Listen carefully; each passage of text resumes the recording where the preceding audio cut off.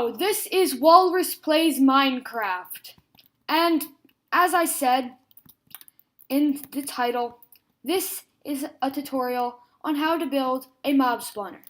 And today we are going to be building with Mr. Philly Boys. Hi. No.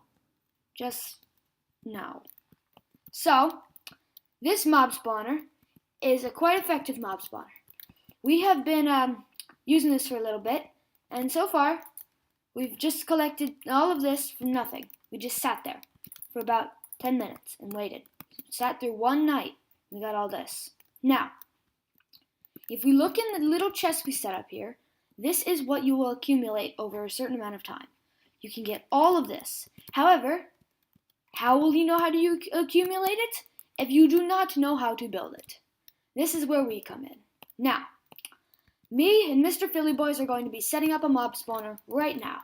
So, you need these 4 base blocks. These blocks are the most important in this entire build. Then, you put a nice little outer casing on these blocks so that we can have walls around them. However, you do not place walls around the entire thing. You only place it around all of them except these 2 right there, because that we're going to need for our other purposes. So, as Mr. Philly Boys is about to show you, he is going to give you a lesson on the properties of ladders. Come over here, Mr. Philly Boys. Where are you? I'm by the new mob spawner. Okay.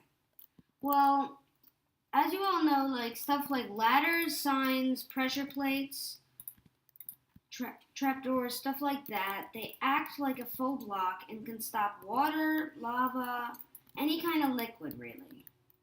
So you would have ladders at the end of the lava so it does not flow onto the water and create obsidian or stone. And it would just stop the lava, and the lava would flow over it. It looks really weird. Thank you for that brilliance. Okay, so now, after you place your ladders right by where the water drops off, you need to make sure that this works by fly work. You know what? Whatever. I'm just going to do this then. Okay, so you place the ladders right here. And after you kill those 2 blocks, this is how it should look so far, okay? And we are going to build walls on the side of this right now before we continue with the lava portion, because without the walls, you cannot build this, and that would obviously not be the point of this video. So, we're going to create walls. They should go behind the ladders by 3 blocks. So 1, 2, 3, right here. And then we build the back right here. So, we need these walls. And then, after these walls are built, we are going to put the lava in. The lava is another key portion of this. This is what actually automatically kills the mobs. So, as Mr. Philly Boys told you, the lava should really fly. Come on, work. Well, there we go. Anyway, yes. So the lava goes right out here. And as is lava's mobs' natural tendency, they will always go up and down in water. And after they go up and down these ladders enough times, they will die, and their entities will go under. After that happens, as we most likely all know, that means that the entities will flow out the bottom. This also means that if we place hoppers at the bottom, they will collect every single entity that these mobs drop. So, Mr. Philly Boys is going to place some little hoppers at the end, and then we are going to get started with the actual tower, the big, huge thing that you see up there. Now, I am going to get the hoppers running right now. That's my job. Okay, well then you can do it. Doesn't matter to me. So, yeah, as you can see, the hoppers are about to be placed. And the hoppers, they will collect stuff into the chest, and you can make a nice little stairway or stuff to get to them, simply. And if you do this right, then you should be fine. Okay, so we place some stairs just going down right to the chest. So you can do that, or you can just completely ignore that altogether and then just mine your way down when you want to see what's there and collect it. So you can do this right here and make some stairs, or you can just do nothing. So either way is fine. Either way works. I like this way. And now we're going to start building the tower. So give me a second. My fly would stop. Yes, okay, finally. So Mr. Philly Boys, can you... What did you do? Spawn zombies in the zombie grinder. So we need to go 24 blocks high. And we have already measured that distance out. It's right here. Right against our other thing. We are going to connect these all together so we can make a gigantic spawner. But if you were doing this just one spawner, then you would just create what we're going to do with the little room up here. So yes, we are going to speed this process up because it's not exactly the most fun to watch. And we're back. Okay, so as you can see, we have built the little tower. We just have this little one to go, and then we're fine. So if you've been watching us this entire time, you have realized that these people have built a mob spawner. However, there is one issue with this mob spawner. If a mob spawns in the top, where are they going to spawn in the first place?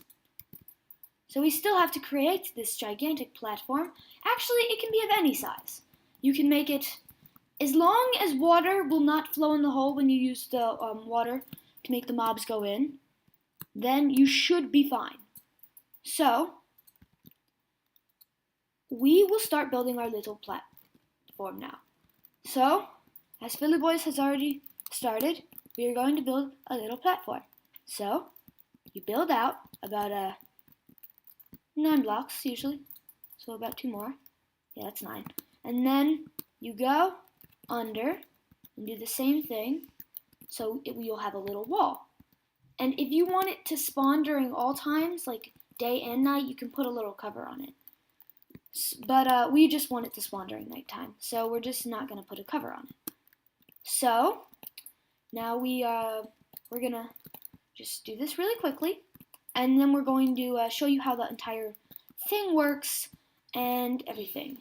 And if you want this to make this look better, you don't have to use cobblestone.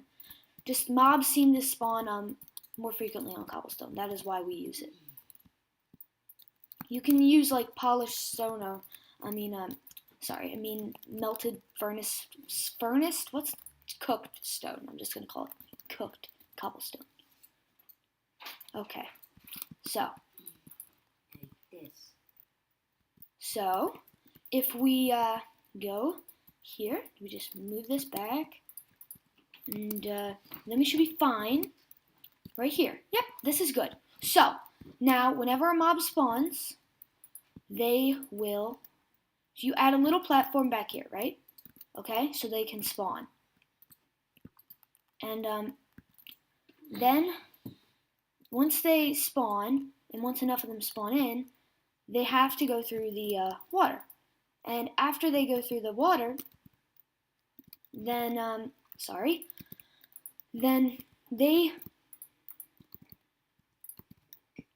they should and will go down and immediately die.